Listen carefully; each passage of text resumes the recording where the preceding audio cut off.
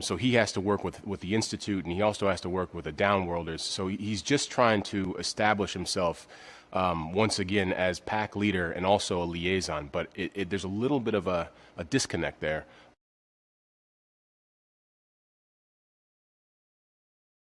Little by little, he's starting to get into, oh, cool, I can jump really high now because I'm super strong, and I can move really quickly in my senses. So he's starting to kind of take ownership of being a vampire.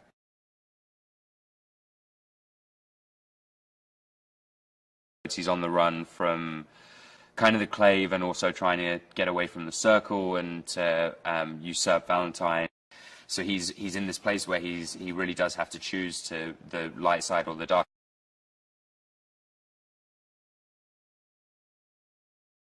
So we normally see Izzy as very strong, as very powerful, and there's going to come a point in season 2 where she is very vulnerable. She makes decisions she probably shouldn't be making, and hopefully she can find a way out of this.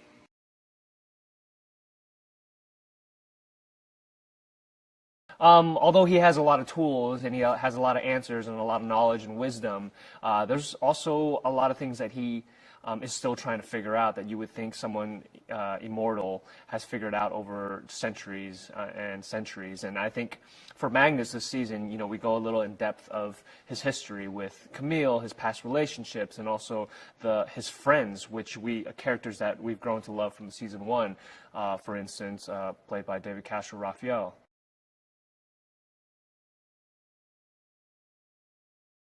A huge part of Clary's journey moving into season 2 is that she gets a chance to look back at her mundane life a bit. And in season 1, she was ripped out of it. She didn't have a chance to make a choice. She didn't have a chance to look back. She has a chance to kind of look at it and decide where she wants to be. Does she really want to be a Shadowhunter? Does she want to go back to her mundane life? Does she even have a choice? And that's something that Clary is constantly torn between those two worlds, between her mundane upbringing and her Shadowhunter blood. And that is a real interplay that, you know, pulls her back and forth.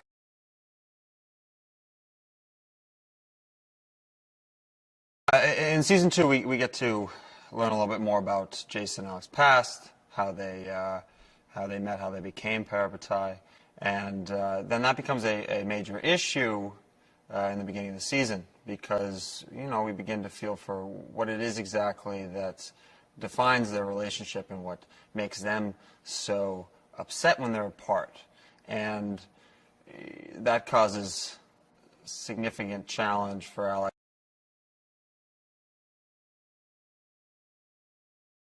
At the end of last season, you saw Clary get her mom back, which is something that she's been pursuing the entire season. It's something that she's really been striving for. It's what all of her effort went into. And so that relationship kind of becomes a double-edged sword, because yes, she has her mom back, and yes, that's everything she's wanted, but Clary has grown so much, and she's changed. She's grown up, she's matured, she's learned about this world, she's become a Shadowhunter. And her mom still sees her as the little girl that began season 1. So seeing how their relationship changes and how they try to reconnect is interesting, to say the least.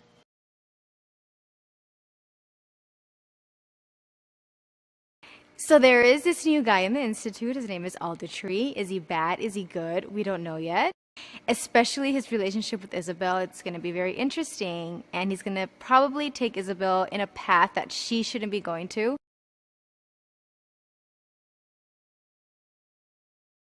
Sure. Well, the challenges are even darker in season 2, because Valentine has taken the next step with that mortal cup. So Valentine is more powerful than ever. And for Clary, you're wrestling with, not only is this villain super powerful, he's your father. So, you know, you're dealing with these filial issues of, is my father really like that? If my father's like that, what does that make me like that? And if my mother's been lying to me, then how does that reflect on myself? So Clary is struggling with a lot of self-identity issues. And part of her just wants to go back to the Brooklyn Academy of Art and draw and be a mundane, because life was pretty cool. She could go see Simon's band. She could hang out at Java Jones. But guess what? The world needs her more than ever. And this poor little kid who's only 8, she just turned 18, the world now is on her shoulders. And I feel sorry for Clary, but I'm so excited for Clary because what a journey she's going to go on.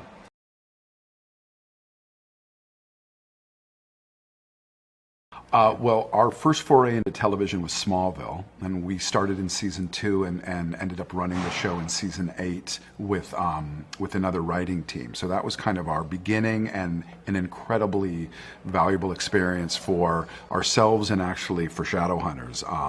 Smallville is a big influence in what we bring to Shadowhunters. It's a show about a hero's journey, and it examines a young person who feels that they aren't normal anymore, and that everything that they've heard about in their life has been a lie. And the idea of wrestling with your identity and your destiny and questioning those values and the ideas that you grew up with aren't necessarily the values that you're going to carry on into adulthood was very attractive to us, and is something that we often talk about, and Joseph Campbell, the hero's journey, the myth, all of that stuff is important to us.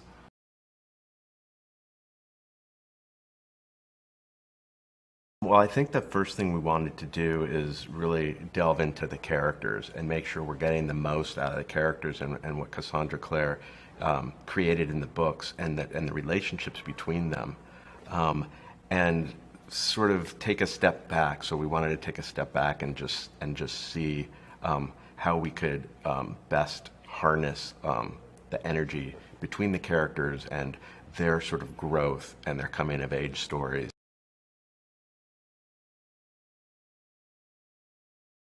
What Matt brings is a willingness to take chances, to push the envelope, to raise the bar, to elevate the material visually as much as he can, which is so exciting for us to write a script or write a scene. You never know how it's going to end up, and to see his work and what he brings, and it becomes magical, and it's really, really exciting.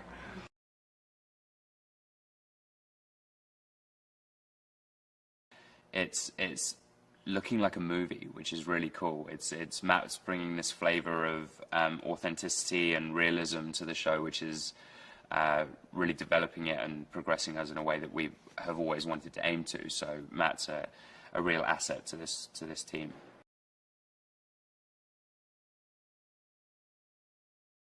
So Todd and Darren are our Parabatai showrunners. We love them. That joke came from the writer's room, not from me. I can't take credit for it. But what I do have to say about them is that they have taken on this show in a great way, and they're giving it a new interpretation. They're really bringing their own expertise to it, and forcing the characters into situations that normally they wouldn't be in, and it pushes them to a place where you get to see different sides of the characters, where you get to see them interact differently and maybe with different other characters and in different circumstances that force them to grow.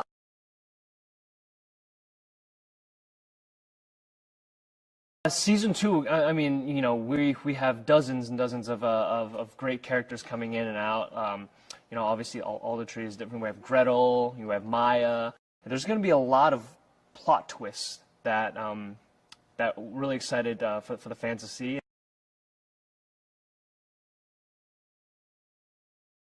The look of the show has really taken a new life. It's darker, it's grittier, there's a sense, oddly enough, more of a sense of realism to the show. It's very grounded. It's things are more tactile and more real, and it's definitely taken a turn. But a lot of that has to do with Matt Hastings and his vision for the show, and he's taking it in a direction that I think is really going to be a benefit and help the show grow and help the show, because we are taking these darker turns in the story. The visual part of the show has to follow suit.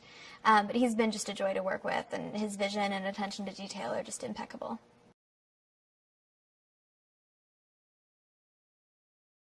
We are all working very hard to bring a sense of real authenticity to the show. That starts with every little detail. It starts with the color of a wall, or the aging on bricks, or how a doorway is placed, or symmetry, or asymmetrical, et cetera, et cetera. So as my grandmother used to say, God is in the details, and I believe that. I believe that once the details work and it's not perfect, but it feels like a lived-in environment, then you're successful in capturing it on camera. But a lot of it is trusting in the dream that you have. And the dream that I had, that all of us have, is to make the show as big and bold as possible. And I think that's what we're doing.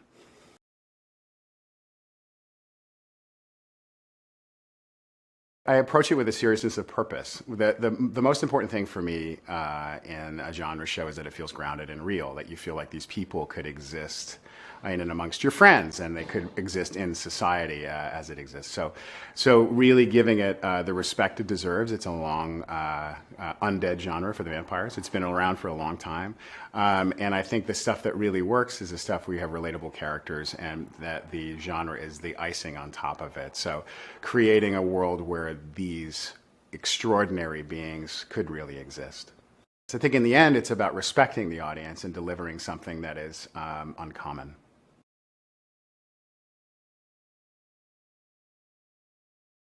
Well, I think the production design has changed also. It's gone from it was in a kind of a fanciful place initially last year, which was cool, but we embraced sort of, again, the New York of it, and we've expanded the sets, we've created texture, we're shooting it differently, we're using foreground. Anytime that you see a scene, it's going to be framed unexpectedly. It's going to feel more voyeuristic, like you're kind of leaning into a conversation versus constantly just being inside of it. So you feel like you're a participant in the shadow world. We want you to be a shadow hunter. We want you to be alongside Clary and Jace. We want you to fight and kill these demons.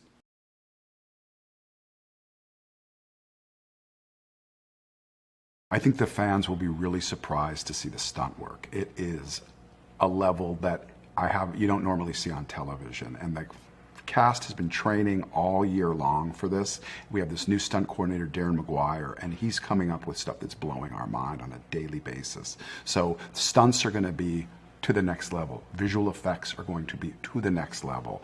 Magnus's magic has been revamped. The portal's been revamped. Vamp speed's been revamped. Vamp. And it is coming together like a visual potpourri. When you put it all together, it's so exciting.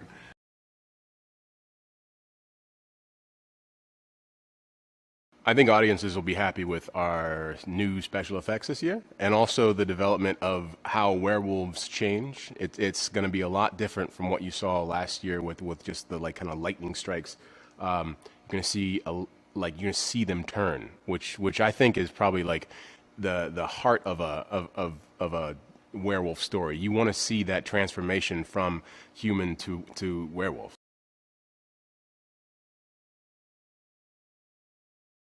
In the books, they talk about the idea of pillars. Simon's mom says to Simon that in life you get like 3 pillars. And Simon knows that he's one of Clary's pillars. Simon's the only person that kind of is able to center her. So I think he does that for her because she does that for him. Whenever he's lost, he can go to Clary and find, okay, this is where I am. They're like, I don't know, like the lighthouse. They're each other's lighthouses in that sense. They can always find it and then know where they are.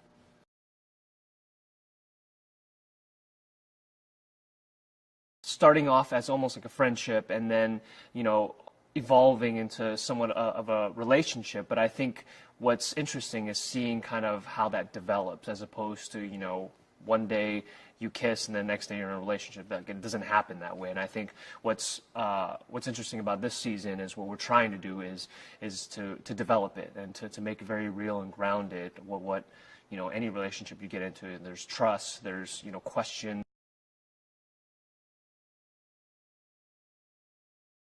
Yeah, it's interesting because you get the opportunity to provide a shadow hunter with an experience that would be considered largely mundane.